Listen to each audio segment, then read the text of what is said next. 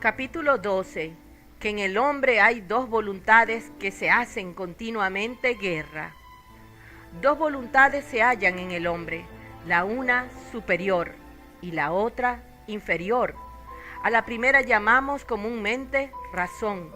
a la segunda damos nombre de apetito de carne, de sentido y de pasión.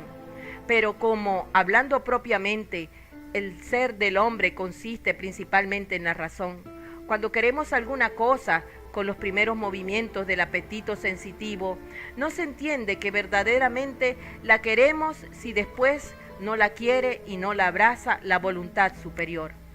Por esta causa, toda nuestra guerra espiritual consiste en que la voluntad superior y racional,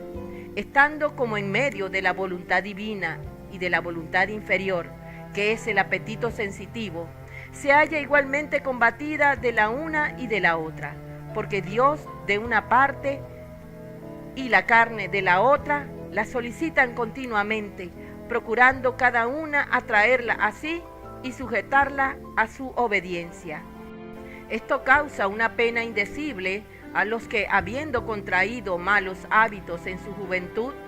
se resuelven finalmente a mudar su vida y romper las cadenas que los tienen en la esclavitud del mundo y de la carne para consagrarse enteramente al servicio de Dios, porque entonces su voluntad superior se halla poderosamente combatida a un mismo tiempo de la voluntad divina y del apetito sensitivo, y son tan fuertes y tan violentos los golpes que recibe de una y de otra parte que no puede resistirlo sin mucha pena y trabajo.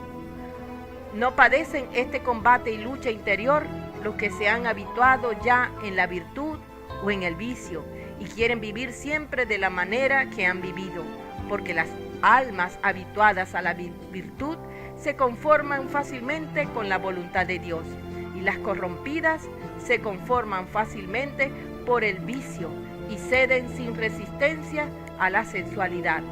Pero ninguno presuma que podrá adquirir las verdaderas virtudes y servir Dios como conviene si no se determina generosamente a hacerse fuerza y violencia a sí mismo y a sufrir y vencer la pena y contradicción que se siente en renunciar, no solamente a los mayores placeres del mundo, sino también a los más pequeños, a que antes tenía apegado el corazón con afecto terreno. De aquí procede ordinariamente que sean tan pocos los que llegan a un alto grado de perfección, porque después de haber sujetado los mayores vicios y vencido las mayores dificultades, pierden el ánimo y no quieren continuar en hacerse fuerza a sí mismos, bien que no tengan ya que sostener sino muy fáciles y ligeros combates para destruir algunas flacas reliquias de su propia voluntad y sujetar algunas pequeñas pasiones que, fortificándose de día en día, se apoderan finalmente de su corazón. Entre estos se hallan muchos, por ejemplo, que si bien no roban los bienes ajenos, aman, no obstante, apasionadamente los propios. Si no procuran con medios ilícitos los honores del mundo, no los aborrecen como deberían, ni dejan de desearlos, y algunas veces de pretenderlos por otros caminos que juzgan legítimos. Guardan rigurosamente los ayunos de obligación, pero no quieren mortificar la glotonería, absteniéndose de manjares exquisitos y delicados. Son castos y continentes,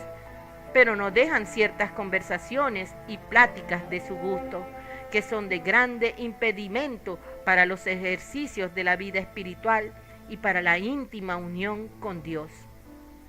Como estas conversaciones y pláticas son peligrosas para todo género de personas y principalmente para las que no temen sus consecuencias funestas, conviene que cada uno ponga particular cuidado en evitarlas, porque de otra manera será imposible que no haga todas sus obras con tibieza de espíritu y que no mezcle en ellas muchos intereses, imperfecciones y defectos ocultos y una vana estimación de sí mismo y deseo desordenado de ser aplaudido del mundo.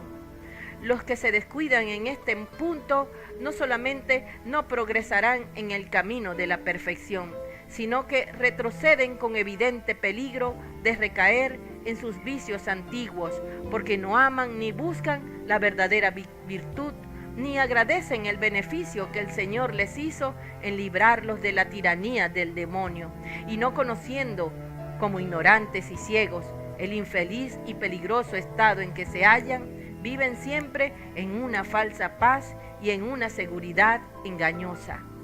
Aquí debes observar, hija mía, una ilusión tanto más digna de temerse cuanto es más difícil de descubrirse. Muchos de los que se entregan a la vida espiritual, amándose con exceso a sí mismos, si es que puede decirse que se aman a sí mismos, eligen los ejercicios que se conforman más con su gusto y dejan los que se oponen a sus propias y naturales inclinaciones y apetitos sensuales, contra los cuales deberían emplear todas sus fuerzas en este espiritual combate. Por esto, hija mía, te exhorto a que te enamores de las penas y dificultades que ocurren en el camino de la perfección, porque cuanto fueren mayores los esfuerzos que hicieres para vencer las primeras dificultades de la virtud, será más pronta y segura la victoria. Y si te enamoraras más de las dificultades y penas del combate que de la victoria misma y de sus frutos, que son las virtudes, conseguirás más en breve y seguramente lo que pretendes. Amén.